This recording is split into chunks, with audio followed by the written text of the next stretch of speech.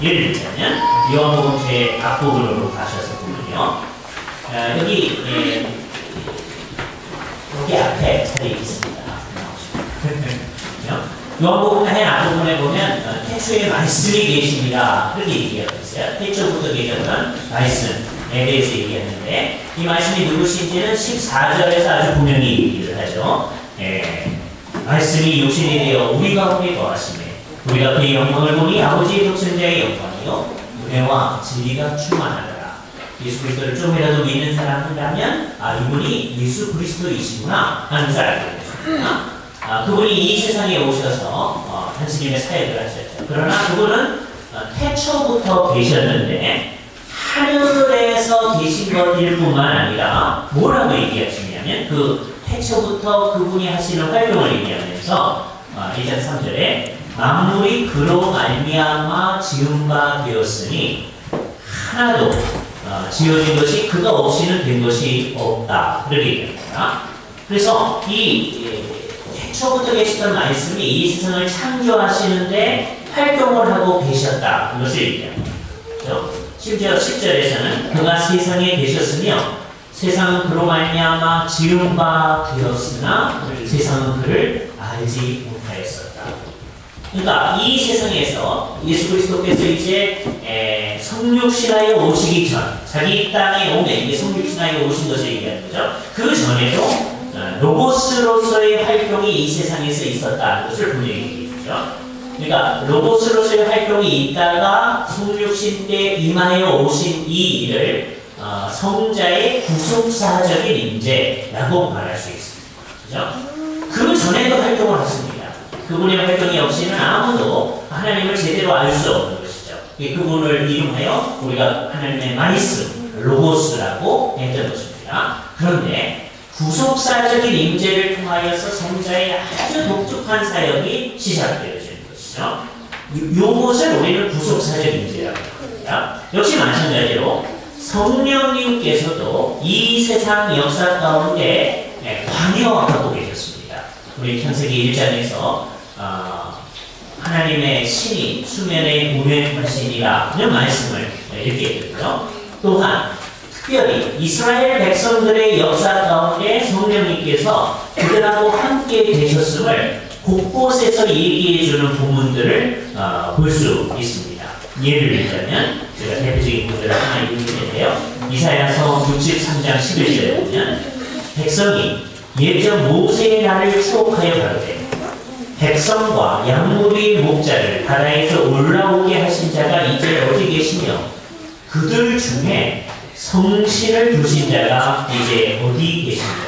이렇게 이스라엘 백성들 가운데 성신님이 계셨다라고 하는 것을 아주 분명히 얘기하는 거죠.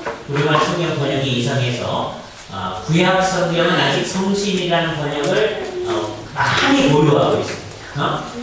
구약 성경에도 성령이라고 고쳐놓은 데도 있어요. 신약은 다 성령이라고 고쳐놨습니다. 옛날에 이게 전부 다 성신이라고 했던 거예요.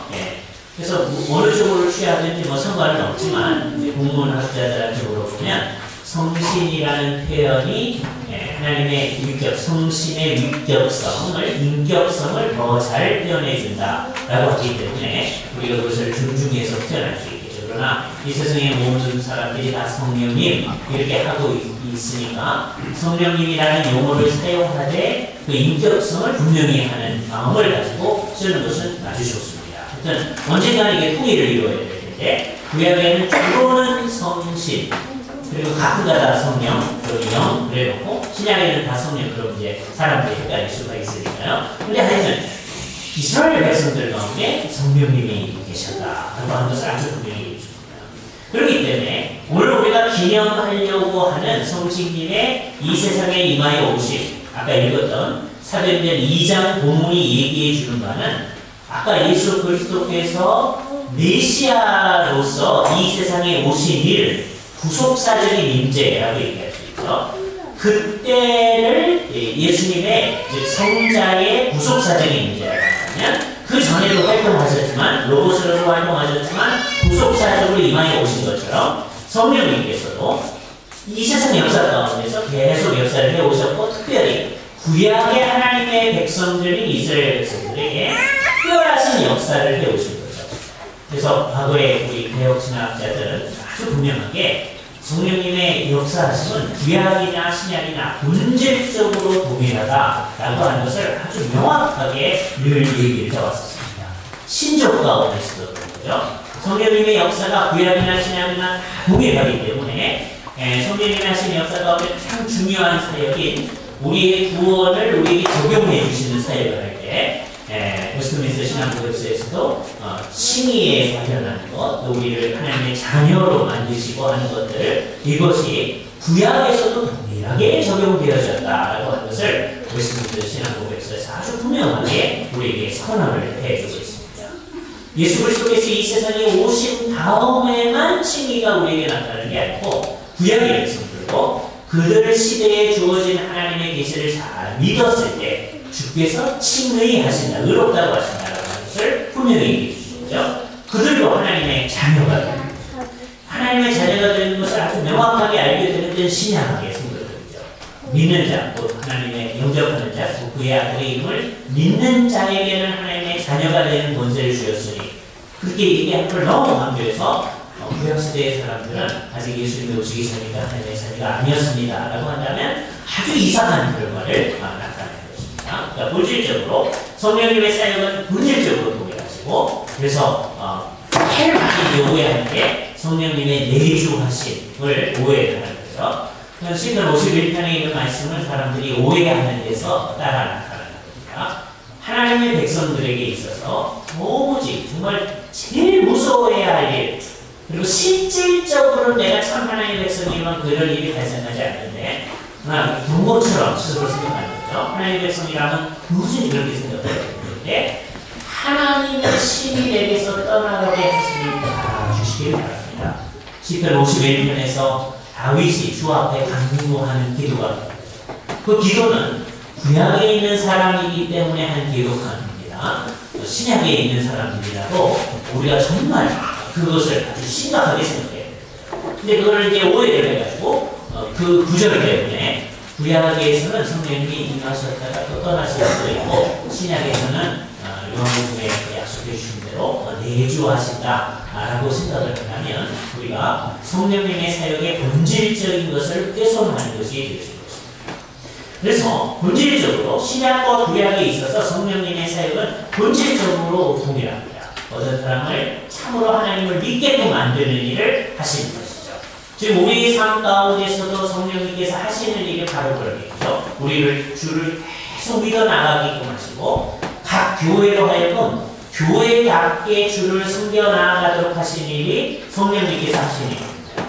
그런데 우리를 신약 교회로 만드시는 이 일, 구약 교회와는 구별되는 신약 교회로 만드는 일에 있어서 굉장히 획기적인 일이 지금 오늘 우리가 읽었던 사도행전 2장에 나타나는 오순절 성령 강림 사건입니다. 이 오순절 성령 강림 사건은 정말 시기를 구획하는 사건이죠. 그래서 획시기적인, 그걸 갖다가 이제 획시기적이라는 말보다 조금 더 우리 익숙한 말이 획기적인 그런 말이라고 하잖아요. 그게 획시기적이란 말이에요. 시대를 구획하는 거죠. 이때서부터 굉장히 독특한 사역이 시작되는데 성령님의 신약적 사역이 시작되었습니다 라고 말할 수 있습니다. 그래서 그런 의미에서 말하는 거죠. 이때 임하여 오신 그 성령님이 모든 신약 교회 안에 계신 성령, 또 우리 공동체 안에 계신 성령님이 이 오순절에 임하여 오신 성령님이십니다. 또 우리가 그런 의미에서 이 세상에서 흔히 얘기하는 오순절파하고는 다르지만 우리는 진정한 의미의 오순절파이다 라는 생각을, 우리 개혁파적인 교회들이기 때문에 우리는 오순절파하고 상관이 없다 이렇게 생각하면 안 되고, 우리가 진정한 오순절파다라고 생각해야 돼요. 왜냐하면 우리는 성경이 말하고 있는 성령님과 성령님이 말하고 있는 성령님의 사역에 아주 충실하기를 원하게 있기 때문입니다. 근데 그 성령님이 획시기적으로 신약 교회에 임하여 온 것이 바로 이 오순절 날이기 때문입니다.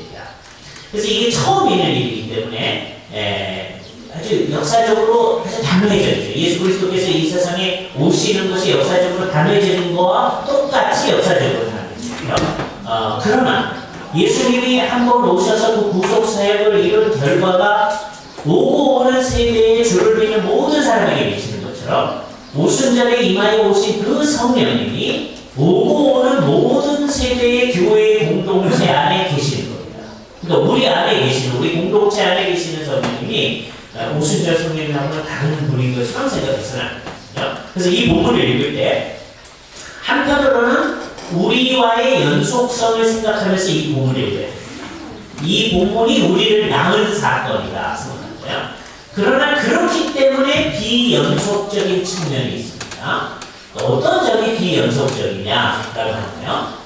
일단은 이게 최초로 신약적인 의미의 구속사적인 임재인 것이죠.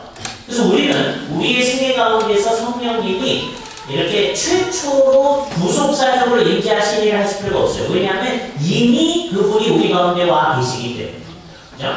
우리에게는 어떤 일이 발생하냐면 어떤 사람들이 이 오순절에 임하여 오신 그 성령님의 영향권 안에로 들어가는 일이 발생합니다.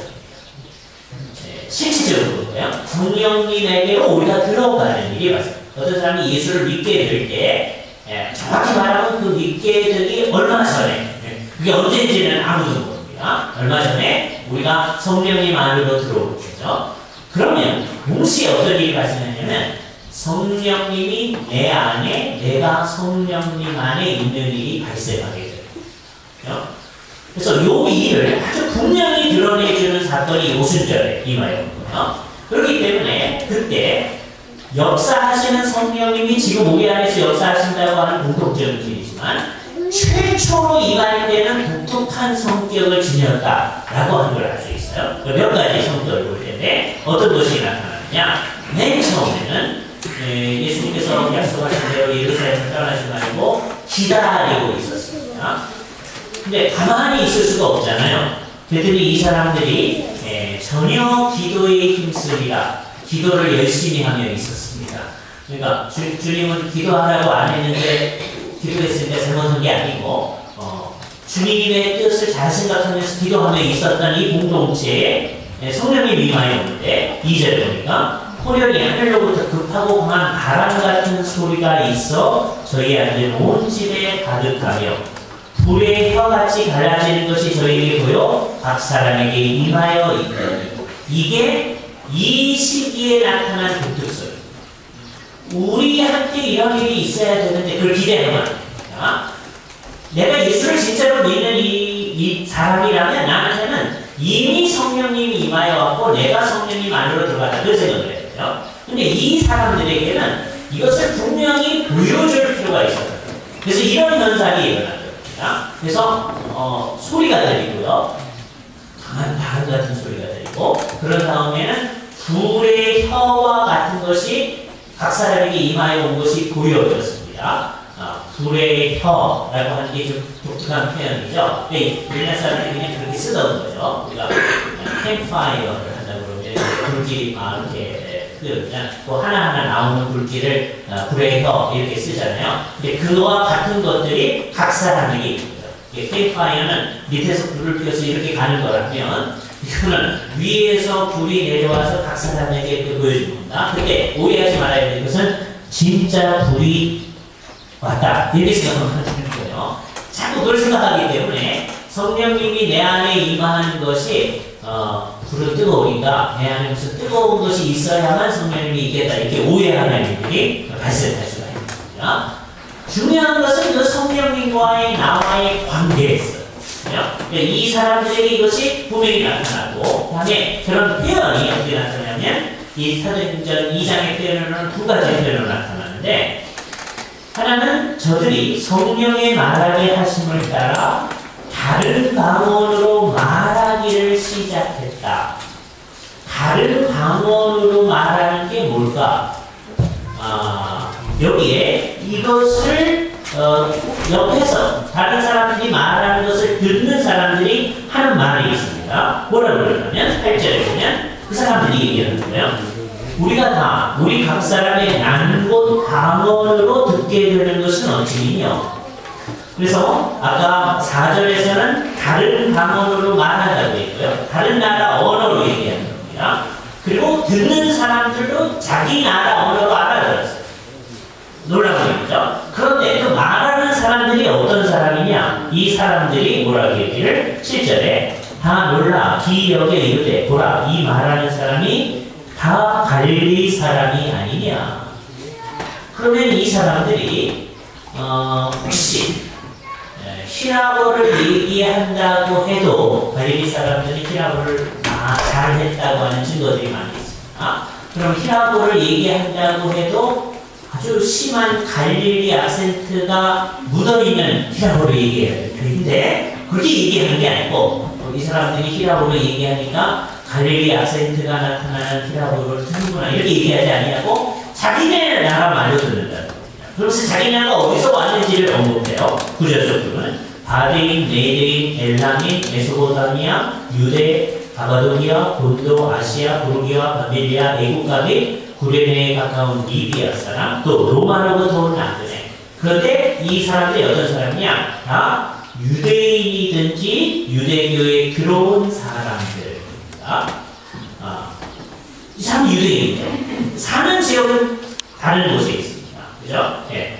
그러니까 거기서 쭉 나서 자라는 사람이 대부분. 그러니까 유대인들이 말하는 아랍어를 잘 못 알아먹을 사람들이 많이 있습니다. 그죠?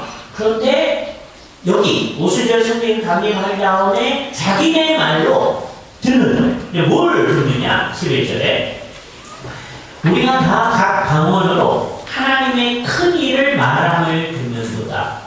하나님의 큰 일이라고 하는 것은 여기서 나오는 유명한 말이 마그날리아 데이 하나님의 큰 일입니다.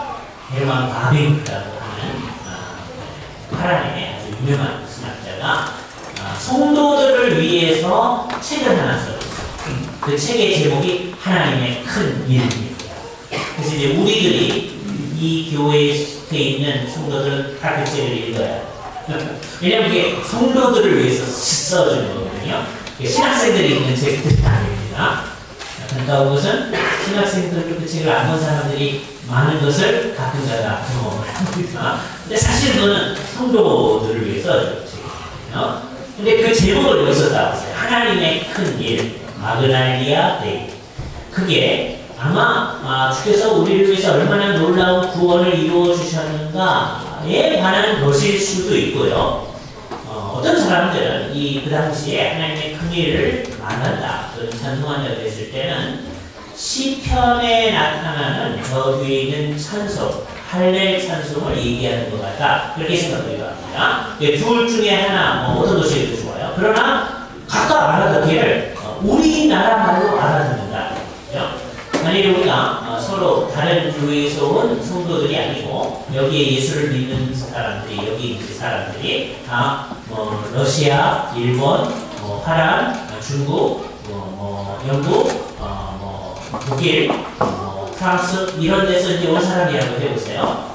그런데 그 말을 전혀 잘 모르는 사람들이 얘기를 하는데 그 말로 얘기하는데 자기들이 똑똑히 알아듣는 일이 발생했다고 하면, 그래서 이 사도행전 2장에 나타나는 사건은 전형적으로 외국어 말하는 사건입니다. 외국어를 듣는 사건이죠.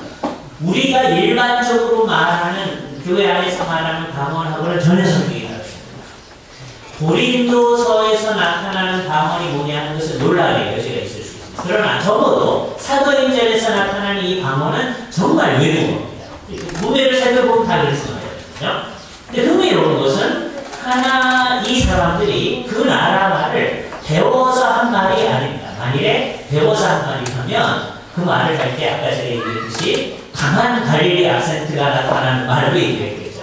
그게 아니고 자기네 말로 알아듣는. 그러니까 이거는 말하는 외국어를 말하는 사건이고 외국어를 알아듣는 사건입니다. 이와 같은 일을 우리가 언제 경험을 하게 될까요? 이 가정입니다. 하나님 나라가 극치에 도달했을 때, 그때는 이제 모든 사람들이 소통이 가능하니까 모든 언어가 다 없어진다. 그리고 우리가 무슨 말인지는 모르지만 소위 heavenly language, 하늘 언어를 얘기하게 될 거다. 그렇게 생각하는 건 옳지 않습니다. 그죠?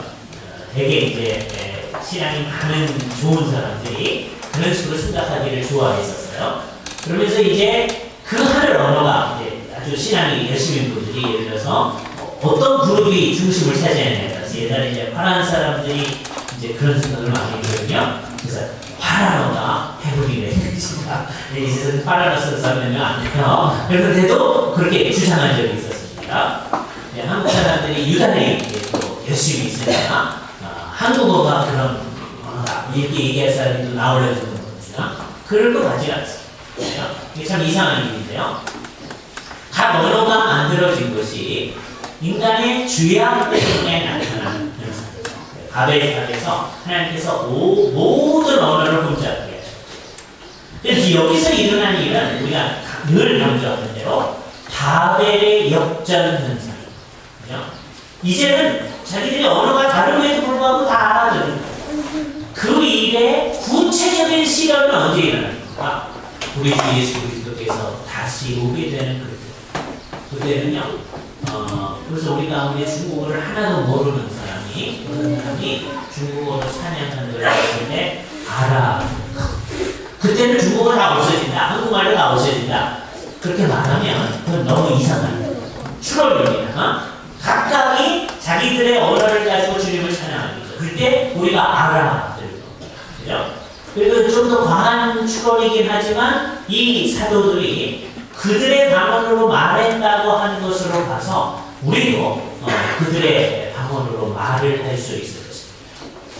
외국어를 말할 때 가진 모든 핸디캡 전부 다 없어지거든요. 그렇죠? 그때는 정관사를 써야 되나 반사를 써야 되나 이 모든 문제로부터 벗어날 수 있습니다. 그죠? 그렇게 될 거다. 그 일이 여기에 사인처럼 나타나는 거예요. 그래서 항상 이런 일이 일어나야 된다 하는 게 아니에요. 주님께서 이 일을 앞으로 무엇 때문에 일으켜 주었는지를 나타내는 사건. 이거는 뭐고 관련된 거냐면 옛날에 하나님께서 이사야서에 보면 사람들이 각각 다른 방언을 말하는 사람들이 알아들으리라 라고 하신 말씀을 우리에게 구현해 주는 사건. 그 일을 이 사건을 통해서 나타내죠. 그래서 앞으로 하나님이 무엇을 해 나가려고 하시는지가 나타나는 사건이죠. 근데 여기서 나타나는 외적인 것에 집중하는 것은 어리석음입니다. 오랫동안 많은 사람들은 자꾸 이것에 집중하는데요. 그래서 이제 성경에 있는 말씀대로 하자라고 하면서 어떤 식으로 했냐면 요 현상이 반복되기를 원해요. 그래서 우리가 대신에 다시 먹어요. 기도해야 되고 기도하는 중에 정말 급하고 강한 바람 같은 소리가 나야 되고 잘 안 나니까 많이 돼야 되고 이제 소리를 내기도 하고 그런 경우들이 옛날에 있었던 거죠. 그죠? 사람들이 이상한 일을 하고 또 어떤 그런 소리 같은 게 나오면 이게 정말 그런 일이 있을 거다. 이 일이 똑같이 반복되기를 원해요. 그건 어리석은 맨 처음에 성령님께서 구속사적으로 임하실 때, 그 전에도 역사하시는 성령님이 구속사적으로 임하실 때 이렇게 하셨던 거고, 또 우리가 드러내야 될 건 뭐냐면 성령님이 우리 가운데 오셔서 일으키신 일, 그게 우리 가운데 나타나요. 또 우리 가운데서 하시는 일이 뭡니까? 크게 두 가지로 말할 수 있어요. 하나는 지금 모든 언어를 역전시키셨다라고 하는 것은 결국 구속을 주님께서 적용시켜 나가시는 것입니다. 인간의 죄악 때문에 각각 나뉘어진 이 사람들을 하나로 묶는 일은 십자가에서 일어납니다. 십자가에서 그리스도께서 죽으심으로 말미암아 모든 사람들을 하나로 묶는 일을 하죠. 이때 모든이라고 하는 것은 언제나 제한된 의미의 모든이요. 이 세상 사람들 한 사람도 빠짐없이 다 그런 의미는 아니죠. 제한된 그리스도를 궁극적으로 믿게 되는 모든 사람. 그러나 하나님께서는 영원전부터 보고 계셨던 그 사람들을 하나로 묶는 일, 유대인이나 이방인이 없이 하나로 묶는, 중이나 자유자가 없이 하나로 묶는 일을 예수 그리스도의 십자가에 하셨고 이제 성령님으로 말미암아 그것을 우리 가운데서 구현하는 일을 해 나가시는 거죠. 이 세상에 있는 모든 참 하나님의 백성들을 얼마든지 불러 모으시는 일들을 해나가시는 것입니다. 앞으로 그런 일을 해나가실 겁니다. 그것의 증거가 이중적으로 지금 여기 있는 우리의 모습 속에 있습니다. 우리가 예수 그리스도를 믿는 사람들이다라고 하는 게 하나님께서 우리를 불러 모으셨다라는 증거.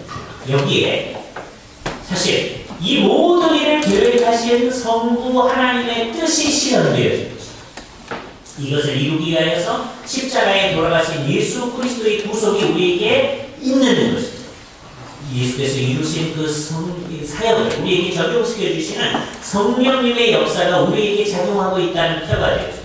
그런데 그 사람들이 지역의 형편에 따라서 곳곳에 모이다 할지라도 그 사람들이 사실은 하나의 교회이다 라고 하는 것을 보여주는 것이 성령 강림주일에 이 여러 지역에 있는 교회들이 같이 모여서 우리가 각각 따로 떨어져 있지만 하나의 교회라고 하는 것을 드러내는 것으로서 우리가 하나의 교회이다. 여기서 성부, 성자, 성령님의 사역이 나타나는 것이죠. 이게 한 측면입니다. 이 땅 가운데 교회가 신약 성경이 말하는 교회의 모습을 잘 드러내며 있도록 하는 일, 그게 성령님이 지금 역사하고 있다는 거죠. 오순절에 오신 성령님의 역사가 여기서 진행되어지고 있다고 하는 것을 말해주고 있습니다.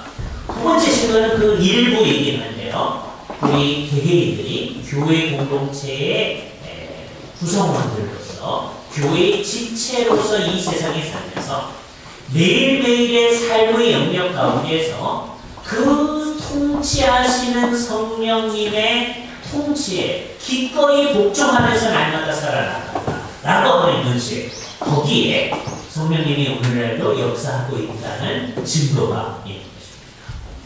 그런데 이 일이 이전에는 성령님의 사역을 몰랐는데 알면은 더 순종해 나가고 알면 순종해 나가고 이런 식으로 기계적으로 일어나면 얼마나 좋겠습니까? 나는 이게 어떤 식으로 일어나느냐 하면 주님께서는 성령님을 통하여서 우리의 영적인 성숙의 도에 따라서 하나님의 뜻을 알려주시는데 동시에 우리 안에 그 성령님을 순종해 나가지 않으려는 마음이 우리가 죽기까지는 계속 있게 됩니다.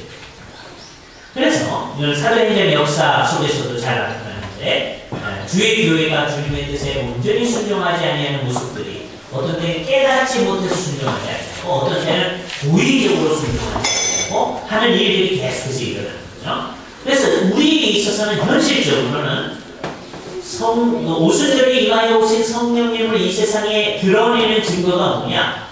매일매일의 삶에 있어서 이 영적인 투쟁을 지속하여 가는 것으로 그 증거를 잡을 수 있습니다. 이 일을 아예 안 한다. 이게 안 하는 사람이 있어요. 안 믿는 사람 안에는 성령님이 주님의 원하시는 방향으로 우리 안에서 그 뜻을 일으켜 나가시는 것도 없고 하는 거 없죠. 그 사람에게도 이와 비슷한 형편이 있습니다. 소위 양심의 가책, 일반적 가운데서 사람이라면 이렇게 해야 되지 않을까? 이렇게 못하는 것에 대해서 후회도 하고 이런 일들이 있는 거죠. 그것을 종교적 형태로 딱 해서 자기를 막 닦고 자기를 발전시키기를 원하고 하는 형태도 있지만 그건 다 부족한 형태로 나타나는 것이고 여기 성령님의 역사가 있다면 우리 안에서는 분명히 어떤 일이 일어나야 되냐면 이게 성령님의 뜻이다. 성령님이 이것을 원하시는 것이다. 그것에 대한 인식이 우리 가운데 성장을 해가야 되고요. 예수 믿는 세월이 지나면 지날수록 이게 점점 더 분명해져야 되죠. 그와 함께 내 안에 그것을 안 따라가려는 마음이 있음을 강하게 발견합니다. 성장을 많이 하면 할수록 뭐를 더 많이 느끼느냐 하면 내 안에 순종을 알으려는 마음이 강하다는 것을 느낍니다. 그래서 그 사람은 더 하나님 앞에 죄악을 많이 보여요. 이상합니다. 그렇죠? 성장을 별로 안 하는 사람은요, 자기가 이만하면 참 잘했다는 생각도 가지고 있어요. 예? 그러니까 언제든지 기독교회 안에서는 가만 보면 참 이 정도로 잘했다는 생각을 가진 사람은 영적으로 굉장히 어린 사람이에요. 으르르요. 이만하면 잘했다. 그게 있을 수 없다. 왜냐하면 이게 영적인 전투가 벌어지지 않는다는 것을 얘기해줍니다. 그러니까 아주 흥미로운 건데요. 세월이 지날수록 하나님의 뜻을 더 잘 알아나가는 거예요. 성령님이 원하시는 바가 뭔가 하는 걸 더 잘 알아요. 그러나 내 마음속에 그 뜻을 다 따라가지 못하는 모습을 더 많이 발견하게 돼요. 주님 앞에 나 자신을 내어놓고 우리를 쳐서 복종하는 일을 더 해나가게 돼요. 우리 안에서 이 일이 계속되고 있어요. 이 영적인 투쟁, 잘 봐야 돼요. 주님이 원하시는 바가 뭔지를 이게 분명히 드러나야죠. 그게 분명히 드러나면 드러날수록 감사해요. 네? 이게 주님이 원하는 게 이런 것을 다 그게 드러날수록 싫어하는 경우가 있을 수 있어요. 네? 그래서 교회가 공식적으로 이런 얘기는 하지 말도록 하게 되면 이걸 세상이 그런 얘기를 할 수도 있고 교회가 그런 얘기를 할 수도 있고 한데 그렇게 되면 우리 안에서 이 투쟁이 없어지게끔 만들어요. 주님이 원하는 뜻을 아주 분명히 해놓고 그 주님의 뜻 안에서 우리가 부족한 부분을 언제나 내어놓고 주님이 원하는 방향을 향해서 나아가려고 할 때 이 영적인 투쟁이 되거든요. 교회 공동체는 뭐냐? 이 영적인 투쟁을 같이 하여 나아가는 사람들입니다. 그러니까 내 주위를 와가지고서는 우리가 최소한 어떻게라도 해야 되냐? 이게 정말 좋은 건 아닙니다. 최소한에 지난주와는 우리가 이게 잘 못했는데 당신도 잘못했습니까? 나도 잘못했습니다. 최소한 이거라도 해야 돼요. 네. 이게 이제 악한 형태로 나타날 수가 있어요. 그래서 서로 위로를 받는 거예요. 주님의 뜻대로 다 안 하는 거군요. 이제 초신자 경우에 있어서는 다 해야 되는 줄 알았는데 저렇게 오래 신앙생활 하신 분도 안 하는 거 보니까 나도 안 해도 되는 이게 아니고 서로 격려하면서 우리의 문제점이 뭔가 하는 것을 알아나가는 형태로 쭉 나가는 이게 우리에게 있어서 성령님이 현존하고 있음을 나타내는 게 있어요.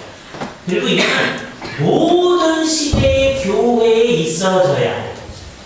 그러니까 교회를 교회답게 해나가는 일, 그것의 한 부분으로서 각 가정과 각 개개인들이 그렇게 성령님의 인도하심 가운데서 사느냐 못 사느냐 이거 매일 구체적인 투쟁을 해나가거든요. 그러니까 내가 그러는지 안 그러는지는요. 상황이 좀 악해져야 그러거든요. 상황이 좋게 진행되잖아요. 그러면 그냥 내가 성령님의 충만에 사느니 이렇게 생각하기가 쉽습니다. 그런데 상황이 막 급박해지고 이제 막 화가 나고 뭐 이런 상황이 나타났을 때 그러니까 가장 이상적인 상황은 화가 날 만한 상황인데도 화가 안 나게끔 될 정도가 돼야 우리가 성령님께 온전히 순종거든요. 근데 이제 그게 굉장히 어려운 그게 가장 높은 단계입니다. 화가 누가 보더라도 화가 날 상황인데 화도 안 나는 거예요. 어떻게 그럴 수가 있을까? 네? 제가 옛날에 이런 얘기를 했더니 옛날에 우리 교회 성도들이요 벌써 한 10년쯤 됐는데 도 닦는 건가요? 네? 이게 도 닦는 것보다 더한 겁니다. 이 세상이 도 닦는 것보다 훨씬 더하거든요. 그러니까 어떻게 돼야 되냐면 그 수준으로 성령님이 나를 만들어줍니다. 예? 우리 가운데 그런 사람 거의 없는 것 같아요. 그것이 되어질 수 있게. 그런데 착각하는 사람이 있을 수 있어요. 그것은 성격상 말을 잘 안 하는 사람이 있어요. 그렇죠? 그럼 자기도 착각하고 옆에 있는 사람들도 착각합니다. 그 사람은 성령님이 충만해서 저런 거거든요. 그게요, 끝까지 가게 되면 자기가 하나님 앞에서 어떤지를 모를 위험성이 있거든요. 그래서 내 성격이 좀 나쁜 게 오히려 도움이 될 수가 있어요. 네? 왜냐하면 제형왕이 금방금방 나타나요. 네? 막 하나의 상황이 자꾸 나타나더라. 이럴 때 그게 주께서 우리에게 은혜를 주시는 건 줄 알아요. 그리고 그 시점에 성령님이 뭘 원하시는지 아주 자명합니다. 너 요것만 한번 화내라. 성령이 그러니까 분명히 화내지 않는 거예요. 그죠? 그럼 어떻게 해야 되느냐? 우리는 지고한 목표는 화가 안 나는 겁니다. 그러니까 공고에 못 미치는 건 뭐냐면 화가 속에서 나지만 참아야죠. 네? 참아야죠. 네. 참는데 이게 이제 성령님의 의존에서 안 참으면 이게 화병이에요. 속에서. 그래서 여러분을 골마 터지게 만듭니다. 이게 골마 터지게 되면 둘로 발전하는데요. 이게 나중에 큰 문제로 이제 발생하는 아니면 아주 사람이 좋은 경우라면 그 사람이 뭐 암에 걸리든지 뭐 나중에 무슨 큰 병이 있든지 이렇게 될 거예요. 그죠? 그러니까 성령님을 따라 살지 아니하는 양육하는 거예요. 그 우리가 잘 생각을 해야 돼요. 네. 정말 주님께서 성령님을 따라 살게끔 하신 것은 결국 우리를 위해서 그렇게 하나님 쫓아고 이거 하는 거 아니에요. 네? 그러니까 우리를 위해서 그렇게 하는 거니까 참는데 참는 거를 성령님께 의존해서 참는 걸 해야 돼요. 모르죠. 우리가 그게 어떻게 하는 건지. 그러니까 주님 앞에 그렇게 해야 돼요. 아주 쉬운 설명이지만 화가 날 때 성령님이 생각이 나는 겁니다. 진짜 하시면 네? 그럼 화가 날 때 성령님이 생각이 나면 내가 화를 냈는데요. 성령님 한 번만 참으세요. 이래야 될 거 아니겠어요? 그럴 수는 없잖아요. 그러니까 화를 참으세요. 성령님의 생각이 나요. 그래서 이게 나의 시도석이에요. 화날 만한 상황이 막 나타나는데 그러니까 이걸 누가 잘 아느냐? 같이 사는 사람이 제일 잘 알아요. 네? 일주일에 한 번 봐가지고 잘 모릅니다. 같이 살아야 우리가 정말 성령님께 의존해서 어떻게 되는지 안 되는지를 알 수 있거든요. 우리의 구체적인 삶의 형태 가운데서 성령님께서 우리를 정말 주의 뜻에 맞게끔 만들어가요. 이런 얘기를 들을 때 이제 제일 힘든 사람이 저희 집사입니다. 저는 성향상 이제 더 못된 사람인데요. 잘 참습니다. 성향상 잘 참을 것 같아요. 이게 성령님을 의존해서 잘 참는 것이 아닐 수도 있어요. 근데 저 같은 사람 더 위로. 그죠? 근데 제 집사람은 잘 못 참아요. 제가 이 예를 들기 편해서 예를 들어요. 진짜로 이상한 사람을 취급하는 거예요. 그래서 못 참는데 그게 오히려 은혜일 수가 있는 거죠. 그때 정말 성령님께서 우리 안에서 역사해서 우리로 하여금 화날 만한 정황인데도 그걸 참아낼 수 있게끔 그렇게 하시면 이걸 통해서 우리가 성화되어져 나아간다고 하는 것, 성령님이 우리 안에서 역사한다고 하는 것을 이제 알게 되어집니다. 근데 천성상 이게 잘 참는 사람은요, 이게 성령님의 역사 때문에 그런 건지 아니면 저 사람 자체가 워낙 그렇다는지 아니면 아주 교묘해서 겉으로는 절대로 화 안 난 것처럼 보이는데 속으로 막 화내고 있는 건지 이게 모를 수가 있습니다. 근데 이게 성령님께서 우리 안에서 사람은 다 기질은 다르잖아요. 그래서 잘 참는 사람은 어느 사람. 그러나 그 모든 기질에도 불구하고 그 사람을 변화시켜 나가시는 역사는 그러니까 많은 사람들이 성령님도 기질은 바꾸지 못한다 그런 얘기를 하는데 그것은 정말 틀립니다. 성령님이 각각 다르게 역사하세요. 그러니까 아까 잘 참는 사람은 그 잘 참는 거로 참는 게 아니라 정말 성령님을 의존해서 참고 그래서 결국 그런 모습이 그리스도적인 품성이 이 세상에 나타내도록 하는 것입니다. 우리는 그것으로서 이 세상에서 성령님께서 역사하고 계심을 이제 들어가는 겁니다. 교회 공동체가 모든 일들을 결정해 나아가는 그 과정 속에서 성령님의 역사하심이 나타나는 거죠. 교회가 어떻게 주의 뜻을 쫓아 나아가느냐 하는 데서 이게 나타나요. 근데 그게 잘 되려면 개개인들이 매일매일 순간순간의 삶의 영역에서 이것을 해야 그거 하나에 가지 않으면 우리는 성령님께서 우리 안에 임하여 계신다라고 말하는 것을 정말 무의미한 말로 이야기를 할 수 있습니다.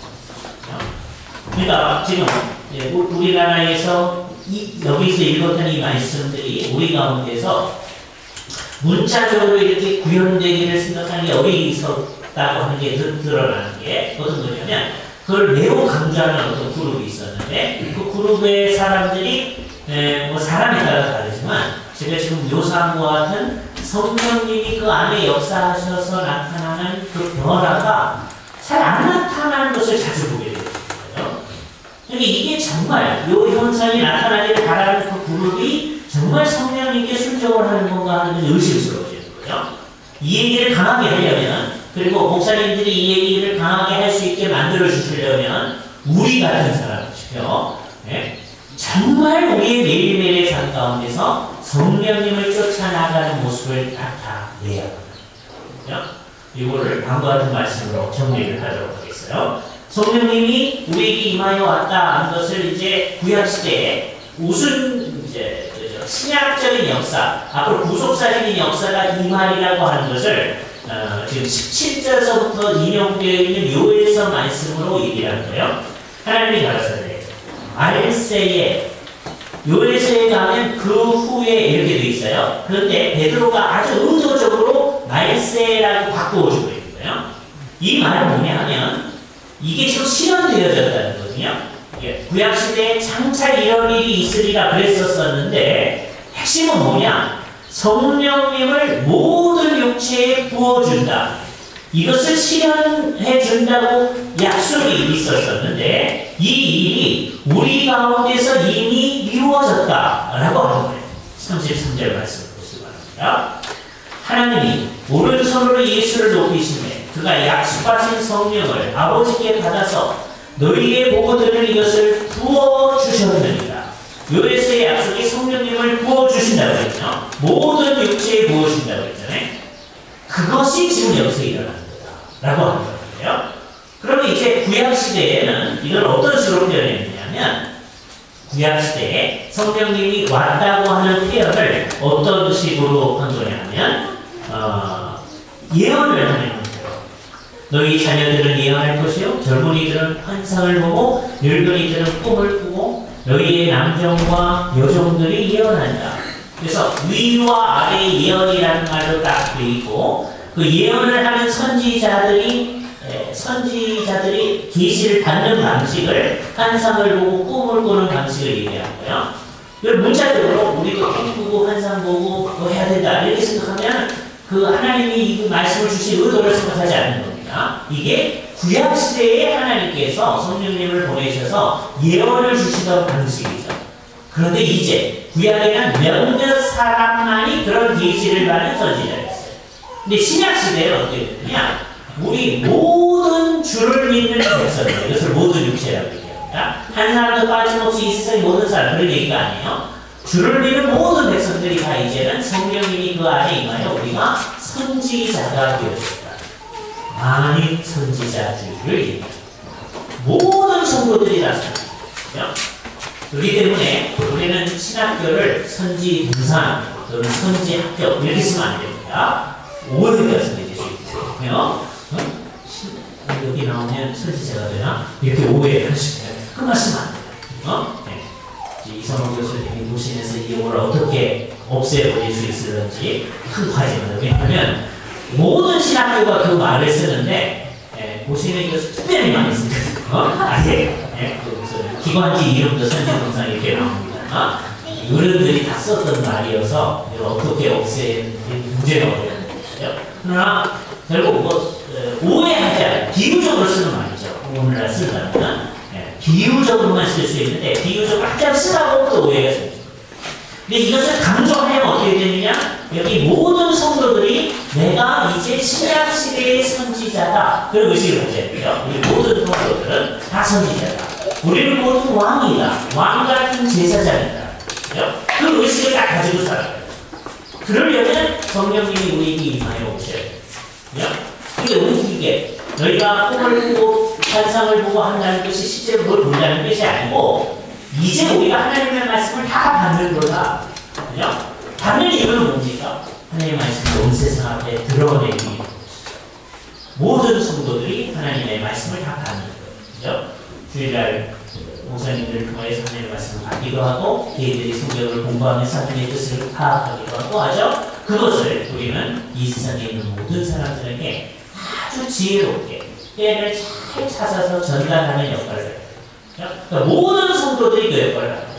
거기서 성령님이 지금 역사하고 있다고 하는 것을 얘기할 수 있습니다. 성령님께서 우리로 하여금 어떻게 말해야 할지를 알게 해주시는 거죠. 우리가 이 말씀들을 정말 이 세상 가운데서 죽고서 성령님이 지금 역사하고 계심을 우리의 삶으로 드러낼 수 있는 사람들이 되고 온 세상을 향해서 우리가 이렇게 그리스도인답게 살아가는 일을 통하여 성령님이 여기 역사하고 있음을 보라 라고 이야기할 수 있어요. 자신 없죠? 우리 다 자신 없습니다. 네? 그래서 우리가 주 앞에 기도합니다. 주께서 우리에게 그런 힘을 주셔서 이 땅 가운데서 그 일을 할 수 있게 해주시옵소서. 이것이 교회의 기도일 것입니다. 같이 기도하시죠. 거룩하신 주님 감사합니다. 오늘도 우리를 한데 모아주시고 같이 정말 성령님께서 이 세상에 구속사적으로 임재하여 오셔서 주님의 크신 뜻을 우리 가운데서 나타내 보여주신 이 의미 있는 일들이 우리 속에서 어떻게 아름답게 구현되어야 되는지 우리로서는 힘이 없사옵나이다. 우리가 온전히 성령님께 의존하고 성령님께서 우리들을 인도하셔서 주님이 원하시는 귀한 뜻들이 우리 가운데서 아름답게 실현되어짐을 우리가 체험하게 하시며 성령님 은혜 가운데서 영적인 싸움을 계속 잘 싸워나가도록 주님이 원하시는 말을 이 세상 가운데 구현하여 갈 수 있도록 함께하여 주시옵소서. 이 모든 말씀을 우리 주 예수 그리스도의 이름으로 기도하옵나이다. 아멘. 큰 찬송 168쪽에 있는 성령 3번을 배우겠습니다. 168쪽